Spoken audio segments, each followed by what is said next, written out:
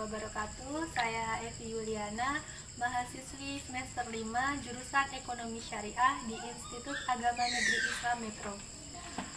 Malam ini saya bersama narasumber. Deden, silahkan perkenalkan sedikit. Perkenalkan, nama Deden Gumla, asal dari Tegal. Sudah gitu aja. Nah, di sini saya bersama narasumber akan berbincang-bincang sedikit mengenai pengelolaan keuangan di UMKM Tahu Sumedang di Desa Tegalyoso. Langsung saja, mau tanya sedikit nih, bagaimana sih dulu sejarahnya pabrik tahu Sumedang ini bisa didirikan di Desa Tegalyoso ini? Sejarahnya dulu mungkin awal tahun 2009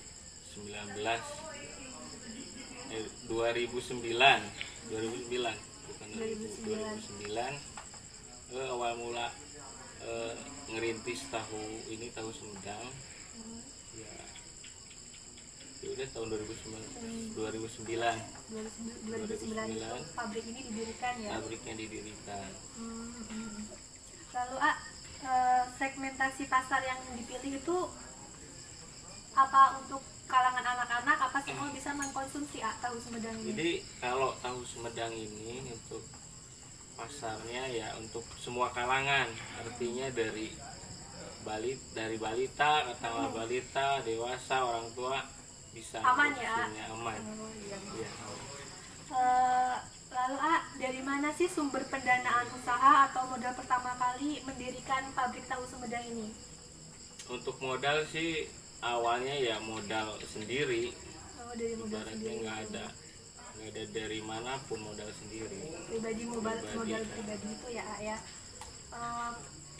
Bagaimana pengelolaan keuangan dari pabrik tahu Sumedang ini?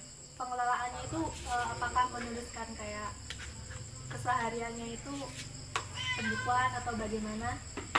Jadi sistem pengelolaan produksinya ya mungkin kita punya beberapa pedagang, itu pedagang anak itu buah yang mungkin ya. mitra kerja lah, bukan anak buah. Artinya itu mereka mempunyai pangkalan ya di pasar, apa di pom sama di lampu merah, mereka jualannya di sana. Jadi kayak mereka tuh mengasongkan mereka tersebut ya. Berjualan tahu ya mengasong. Caranya begitu. Lalu bagaimana sih pengelolaan keuangan dari pabrik ini? Misalkan kayak mencatat pengeluaran rutinnya atau bagaimana pengeluaran yang tak terduga itu? Pengelolaannya ya pengelolaan keuangannya ya mungkin ya gimana ya, pengelolaannya biasa kita mengeluarkan dari, ibaratnya kita dari satu hari misalkan kita produksi 1 kintal kedelai, ya mungkin dibelanjain buat bahan baku kedelai, minyak makan, sama operasional kerja.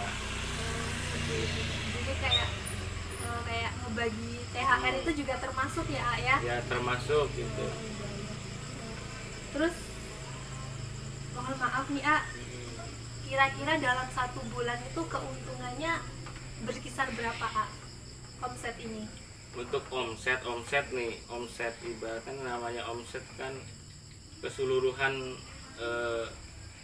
ibaratnya pendapatan belum dipotong operasional kan ya, mungkin sekitaran antara 1,5 sampai 2 juta lah satu bulannya. Satu harinya. Lumayan itu baru omsetnya, belum kan itu dipotong operasional dari kedelai, minyak makan, bahan bakar. Jadi masih kotor ya, masih kotor. Lalu kelebihan pengelolaan keuangan ini apa sih Kelebihannya apa ya? Nggak ada kelebihan apa ya? Kelebihannya ya apa, nggak ada kelebihannya. Pengelolaan keuangan kelebihannya apa ya? Nggak ada.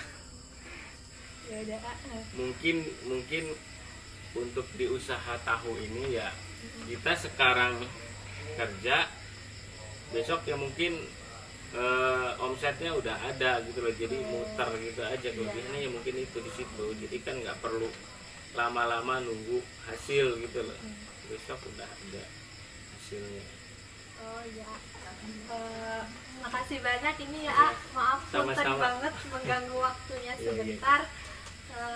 Jadi sekian pertanyaan-pertanyaan mengenai pengelola keuangan di UMKM Tahu Sumedang di Desa Tegalioso ini. Saya akhiri, wassalamualaikum warahmatullahi wabarakatuh.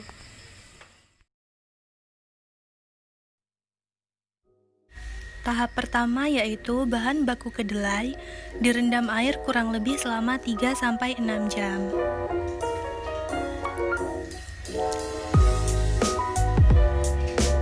Lalu kedelai yang sudah direndam digiling sampai menjadi bubuk. Seperti ini proses penggilingannya. Setelah menjadi bubuk, lalu direbus sampai matang dan disaring, dipisahkan ampas dengan saripati kedelainya. Selanjutnya proses pembibitan, di mana saripati kedelai diberi cuka sampai menggumpal, sampai mengendap airnya. Lalu airnya dibuang dan dimasukkan ke dalam cetakan. Setelah itu diiris menjadi beberapa potongan.